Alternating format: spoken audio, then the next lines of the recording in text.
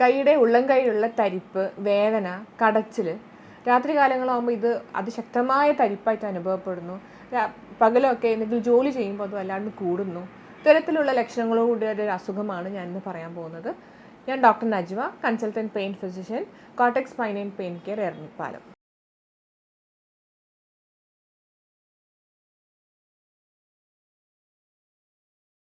Carpal tunnel syndrome, അതായത് നമ്മളുടെ കൈയിൻ്റെ ഉള്ളം കൈയിലുള്ള കൈകളിലേക്ക് 3 നാഡികളാണ് പ്രധാനമായും കൊടുക്കുന്നത്. അതിൽ ഒന്ന് റേഡിയൽ നെർവ് ഉണ്ട്, മീഡിയൻ നെർവ്, അൾനാർ നെർവ്.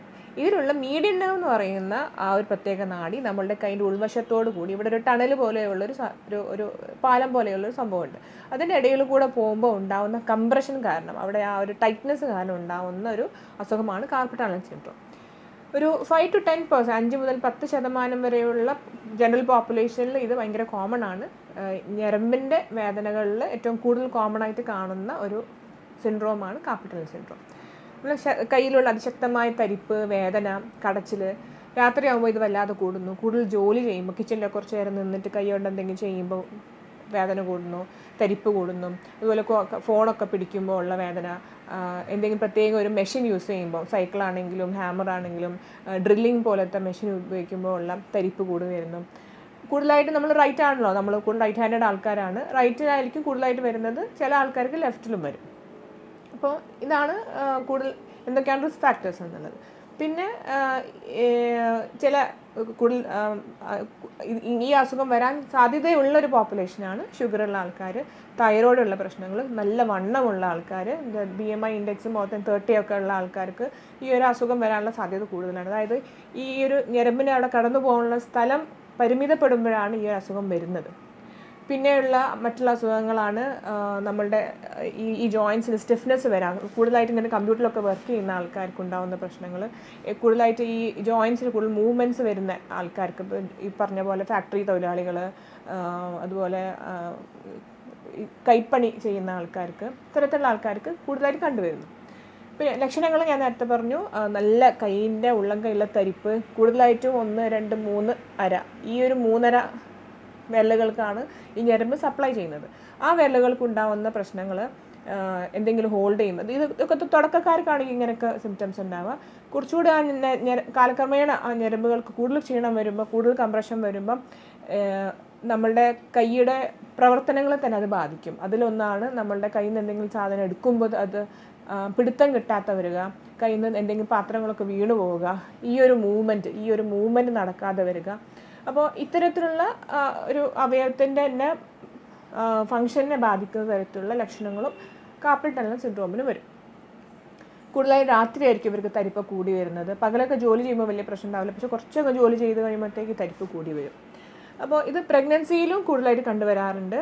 അവസാനത്തെ 3 മാസങ്ങളിൽ ഈ കൈകാല തരിപ്പൊക്കെ ഉണ്ടാകുന്നത് ഇതിൻ്റെ കൂടെ തന്നെയാണ്. ചില ആൾക്കാർക്ക് പ്രത്യേകിച്ച് ഒരു മെഡിസിനോ ട്രീറ്റ്മെൻ്റ് ഒന്നും കൂടാതെ തന്നെ അതങ്ങ് മാറും. പ്രഗ്നൻസി കഴിഞ്ഞ ഒരു 3 മാസം വരെ ഇതൊക്കെ നിലനിൽക്കും, പിന്നെ അങ്ങ് മാറിപ്പോകാറുണ്ട്.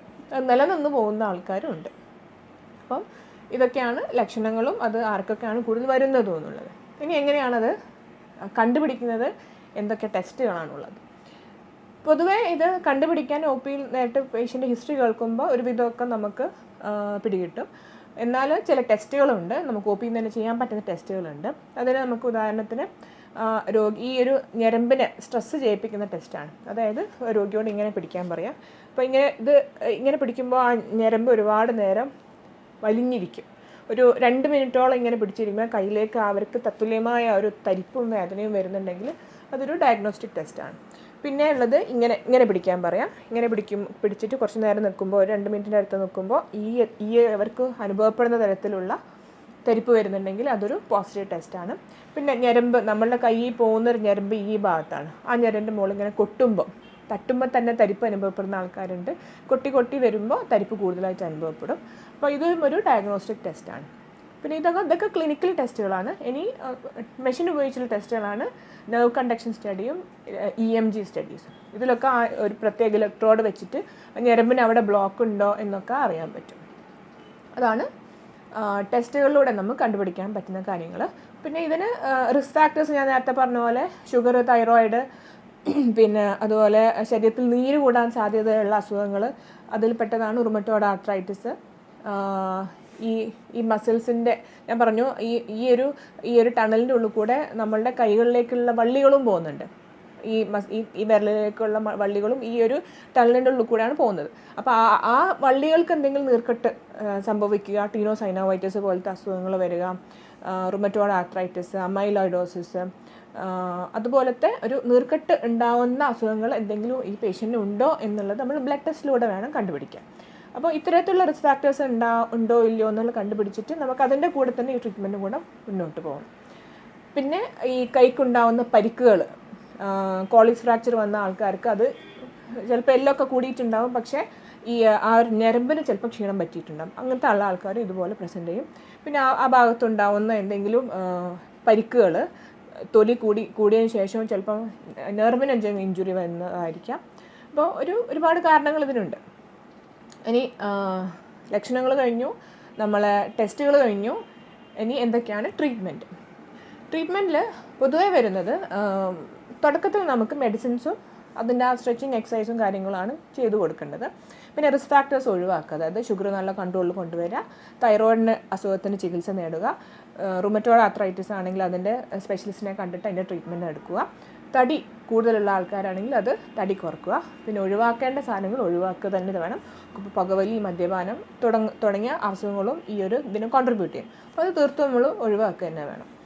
ഇത്തരത്തിൽ റിസ്ക് ഫാക്ടേഴ്സ് നമ്മൾ അവോയ്ഡ് ചെയ്യാം. പിന്നെ വരുന്നതാണ് രാത്രി കാലങ്ങളിലാണ്. ഞാൻ പറഞ്ഞു, രാത്രി കാലങ്ങളാണ് രോഗി കൂടുതൽ ബുദ്ധിമുട്ട് അനുഭവപ്പെടുന്നത്. ഇപ്പോൾ രാത്രി നമുക്ക് ഇടാൻ പറ്റുന്നൊരു സ്പ്ലിൻ്റ് ഉണ്ട്. കൈ ഇങ്ങനെ ഒരുപാട് നേരം വളഞ്ഞ് കുത്തി പോകുമ്പോഴാണ് സിംറ്റംസ് കൂടുന്നത്. അപ്പോൾ കൈ സ്ട്രെയിറ്റ് ആയിട്ട് വെക്കാം, അതിന് പറ്റുന്നൊരു സ്പ്ലിൻ്റ് ഉണ്ട്. അത് രാത്രി കാലങ്ങളിൽ യൂസ് ചെയ്യാൻ പറ്റും. പിന്നെ കമ്പ്യൂട്ടറൊക്കെ യൂസ് ചെയ്യുന്ന ആൾക്കാരാണെങ്കിൽ പരമാവധി നമ്മൾ മൗസ് പാഡിൻ്റെ കൂടെ ഉണ്ടാകുന്ന ഒരു കുഷൻ ടൈപ്പ് സാധനമുണ്ട്, അപ്പോൾ അത് ഉപയോഗിക്കുക. അങ്ങനെ ആകുമ്പോൾ ഈ ഒരു ഭാഗത്തുള്ള ഒരു ഹാർഡ് സർഫേസ് നമ്മൾ മീറ്റ് ചെയ്യുമ്പോൾ ഉണ്ടാകുന്ന ബുദ്ധിമുട്ടുകൾ മാറിക്കിട്ടും. പിന്നെ ഷുഗറുള്ള ആൾക്കാർക്ക് ഒരു പോളിന്യൂറോപ്പതി പോലെ എല്ലാ ഞരമ്പുകളെയും ബാധിക്കുന്നത് പോലെ തന്നെ ഇതിനെ മാത്രമായിട്ടും ബാധിക്കും. അപ്പോൾ ഷുഗർ കൺട്രോൾ വരുത്തുന്ന കൂട്ടത്തിൽ ഇതും കൂടെ ചെയ്യുമ്പോൾ അതിനൊരു ആശ്വാസം ലഭിക്കും. അപ്പോൾ കൺസർവേറ്റീവ് മെഷേഴ്സിൽ മെഡിസിൻസും എക്സസൈസും റിസ്ക് ഫാക്ടർ അവോയ്ഡ് ചെയ്യാം. പിന്നെ വരുന്നതാണ് ഫിസിയോതെറാപ്പിയിൽ ഒരുപാട് മൊഡാലിറ്റീസ് ഉണ്ട്. നമ്മുടെ കുറച്ച് കാലം കഴിയുമ്പോൾ ഈ ഞരമ്പിന് ഒരുപാട് ക്ഷതം വരുമ്പോൾ ഈ മസിൽസിനൊക്കെ ഒരു വണ്ണം കുറഞ്ഞു വരും, ഒരു പരപ്പ് സംഭവിക്കും. അപ്പോൾ ഈ മസിലിൻ്റെ സ്ട്രെങ്ത്ത് കൂട്ടേണ്ട എക്സസൈസ് കാര്യങ്ങൾ ചെയ്യണം. അതുപോലെ ഈ ഒരു കൈവെള്ളയിൽ മുഴുവൻ മസിൽസിൻ്റെ സ്ട്രെങ്ത്ത് കൂട്ടേണ്ട എക്സസൈസും ചെയ്യണം. അപ്പോൾ ഫിസിയോതെറാപ്പിയിലൂടെ നമുക്ക് ഒരുപാട് ആശ്വാസം കിട്ടും. പിന്നെ വരുന്നതാണ് ഇഞ്ചക്ഷൻ രൂപത്തിലുള്ള ട്രീറ്റ്മെൻറ്റ്. അതിൽപ്പെട്ട ഒരു ട്രീറ്റ്മെൻറ്റാണ് ഒന്ന് സ്റ്റീറോയിഡ് ഇഞ്ചക്ഷൻ. ആ സ്റ്റീറോയിഡ് ഇഞ്ചക്ഷൻ ചെയ്യുമ്പോൾ നമ്മൾ കൈയിൻ്റെ ഈ ഒരു ഞരമ്പിൻ്റെ നീർക്കെട്ട് കുറഞ്ഞു കിട്ടും. അത് പണ്ട് കാലങ്ങളിലൊക്കെ ബ്ലൈൻഡായിട്ട് ചെയ്ത്, അതായത് പ്രത്യേകിച്ച് സ്കാനിങ് ഒന്നും കൂടാതെ തന്നെ ചെയ്തുകൊണ്ടിരുന്ന സംഭവമാണ്. നമുക്കിപ്പോൾ എല്ലാം അഡ്വാൻസ്ഡായി. അതിൻ്റെ കൂട്ടത്തിൽ വരുന്നതാണ് അൾട്രാസൗണ്ടിൻ്റെ സഹായത്തോടു കൂടി ചെയ്യുന്ന ഹൈഡ്രോ ഡിസെക്ഷൻ. അതായത് നമ്മളുടെ ആ ഞരമ്പിൻ്റെ ചുറ്റുമുള്ള ആ ബ്ലോക്ക് സ്കാനിങ്ങിൻ്റെ സഹായത്തോടു കൂടി അവിടെ ഒരു വലിയൊരു വോളിയം മരുന്ന് നമുക്ക് ഒരു ഞരമ്പിന് ചുറ്റും ഇഞ്ചക്ഷൻ രൂപത്തിൽ കൊടുത്തിട്ട് ആ ബ്ലോക്ക് ഒഴിവാക്കാൻ പറ്റും. എന്നിട്ട് ആ കാർപ്പൽ ടണൽ എന്ന് പറയുന്ന ആ ടണലിനെ ചെറുതായിട്ട് നീഡിൽ വഴി തന്നെ ചെറിയ പ്രിക്ക് കൊടുത്തിട്ട് അത് അലിയിപ്പിച്ച് കളയാനും പറ്റും. ഇതിനാണ് കാർപ്പൽ ടണൽ ഹൈഡ്രോ ഡിസെക്ഷൻ എന്ന് പറയുന്നത്. ഇതിലൂടെ നമുക്ക് രോഗിയുടെ ഒരു സിവിയറിറ്റി സ്കോർ അനുസരിച്ച് നോക്കുകയാണെങ്കിൽ ഒരു മൈൽഡ് ടു മോഡറേറ്റ് വരെയുള്ള പേഷ്യൻസ് ഈ തരത്തിലുള്ള സർജറി കൂടാതെയുള്ള ട്രീറ്റ്മെൻറ്റ് ഓപ്ഷൻസാണ് ഏറ്റവും നല്ലത്. ഇനി ഇതിലും സിവിയറായിട്ട് വരുന്ന, അതായത് ഞരമ്പ് വല്ലാതെ കംപ്രഷൻ വന്നിട്ട് അതിൻ്റെ മസിൽസിനൊക്കെ ബാധിച്ചിട്ടുണ്ടെങ്കിൽ സർജറിയാണ് ഏറ്റവും നല്ലത്. അതും ഇഞ്ചക്ഷൻ രൂപത്തിൽ ട്രീറ്റ്മെൻറ്റ് കഴിഞ്ഞിട്ട് റിലീഫ് ഇല്ലെങ്കിൽ മാത്രം സർജറിയിലോട്ട് പോയാൽ മതി. അപ്പോൾ അതിൽ ഈ ഒരു ടണൽ അവിടെ റിലീസ് ചെയ്ത് കൊടുക്കുകയാണ്. അത് 2 ടൈപ്പ് ഓഫ് സർജറി ഉണ്ട്. ഒന്ന് എൻഡോസ്കോപ്പിക് സർജറി ഉണ്ട്, ഒന്ന് ഓപ്പൺ റിലീസും ഉണ്ട്. അപ്പോൾ അത് ഏത് തരത്തിലാണെന്നുള്ള സർജൻ തീരുമാനിക്കും. അപ്പോൾ ഇതൊക്കെയാണ് കാർപ്പൽ ടണൽ സിൻഡ്രോം എന്ന അസുഖത്തിൻ്റെ ട്രീറ്റ്മെൻറ്റ് ഓപ്ഷൻസ് വരുന്നത്. പക്ഷേ വേറൊരു കാര്യം എന്ന് വെച്ചാൽ നമ്മൾ ഈ കാർപ്പൽ ടണൽ തന്നെയാണോ അല്ലയോ എന്നുള്ളത് ഉറപ്പ് വരുത്തേണ്ടത് ഒരു ബാധ്യതയാണ്. അതായത് ഇതുപോലെ കൈക്ക് തരിപ്പും കടച്ചിലും ഒക്കെ വരുന്ന മറ്റ് അസുഖങ്ങളും ഉണ്ട്. അതിൽപ്പെട്ടൊന്നാണ് സെർവൈക്കൽ റാഡിക്കുലോപ്പതി. അതായത് കഴുത്തിൻ്റെ ഡിസ്കിൻ്റെ പ്രശ്നം കാരണം ഈ കൈയിലേക്കുള്ള ഞരമ്പ് ഇവിടെ തന്നെ ബ്ലോക്ക് ആകുമ്പോൾ ഉണ്ടാകുന്ന പ്രശ്നങ്ങൾ. അപ്പോൾ അത് കൂടുതലായിട്ട് C6, C7 പോലത്തെ ആ ഡിസ്കിൻ്റെ സൈഡിൽ നിന്ന് കൂടെ വരുന്ന നെർവ്സിന് ഡാമേജ് വരുമ്പോൾ അല്ലെങ്കിൽ നീർക്കെട്ട് വരുമ്പോൾ ഉണ്ടാകുന്ന സിംറ്റംസ് ആയിരിക്കും. അവർക്ക് കൂടുതലും പ്രശ്നങ്ങളുണ്ടാവാം കൈ താഴ്ത്തിയിടുമ്പോഴായിരിക്കും. കഴുത്ത് വേദന ഉണ്ടാവും അവർക്ക്. മാത്രമല്ല കൈ പൊക്കി വെക്കുമ്പോൾ അവർക്ക് സമാധാനം ഉണ്ടാവും. കൈ താഴ്ത്തിയിടുമ്പോഴായിരിക്കും കൂടുതൽ പ്രശ്നങ്ങളുണ്ടാവാം. പിന്നെ അതിശക്തമായ വേദന കഴുത്തുനിന്നും വരും, കയ്യിലേക്ക് റേഡിയേറ്റിംഗ് പെയിനും വരും. അപ്പോൾ ഒരു ഡിഫറൻഷ്യൽ ഡയഗ്നോസിസ് അതാണ്. പിന്നെയുള്ള പ്രശ്നങ്ങൾ ഈ മീഡിയൻ നെർവ്, അതായത് ഈ നെർവ് കംപ്രഷൻ ഇവിടെ മാത്രമല്ല, ഇവിടെയും വരും, കഴുത്തിൻ്റെ ഈ ഷോൾഡറിൻ്റെ അവിടെ ആ ഭാഗത്തും വരാം. അപ്പോൾ അവിടെ എവിടെയും കംപ്രഷൻ ഉണ്ടെങ്കിൽ വരും. പിന്നെ ബ്രെയിൻ സ്റ്റെമ്മിൽ എന്തെങ്കിലും പ്രശ്നങ്ങൾ, തലച്ചോറിൻ്റെ ഉള്ളിൽ എന്തെങ്കിലും പ്രശ്നങ്ങളുണ്ടെങ്കിൽ ആ ഞരമ്പ് വഴിയുള്ള വേദനകൾ അതും വരും. അപ്പോൾ കൃത്യമായ ഒരു ഡയഗ്നോസിസിൻ്റെ മുകളിൽ വർക്കപ്പ് ചെയ്തിട്ട് വേണം നമുക്ക് ട്രീറ്റ്മെൻറ്റ് ഓപ്ഷൻസ് തീരുമാനിക്കാൻ. തുടക്കത്തിൽ തന്നെ ചികിത്സിച്ചാൽ ഏറ്റവും കൂടുതൽ റിസൾട്ട് ഉള്ളൊരു ട്രീറ്റ്മെൻറ്റ്, തുടക്കത്തിൽ തന്നെ ചികിത്സിച്ചാൽ ഏറ്റവും കൂടുതൽ റിസൾട്ട് ഉള്ള ഒരു അസുഖം കൂടിയാണ് കാർപ്പൽ ടണൽ. ഏറ്റവും കൂടുതൽ ആൾക്കാരിൽ കണ്ടുവരുന്നതും കൂടിയാണ്. ഈ ഒരു ഇതിങ്ങനെ നമ്മൾ ട്രീറ്റ് ചെയ്യാതെ ഇരിക്കുമ്പോൾ ഉള്ള ബുദ്ധിമുട്ടുകൾ എന്തൊക്കെയാണെന്ന് വെച്ചാൽ, ഈ ഒരു കോശം, ഈ ഒരു മസിൽ വല്ലാതെ ക്ഷയിച്ചു പോവുകയും നമുക്ക് കൈകൊണ്ട് ചെയ്യേണ്ട ജോലികൾ ചെയ്യാൻ പറ്റാതെയും കയ്യിൽ മസിൽസിൻ്റെ സ്ട്രെങ്ത് കുറഞ്ഞു പോവുകയും നാഡി പെർമനൻ്റായിട്ടത് ശോഷിച്ചു പോവുകയും ചെയ്യുന്നു. Thank you.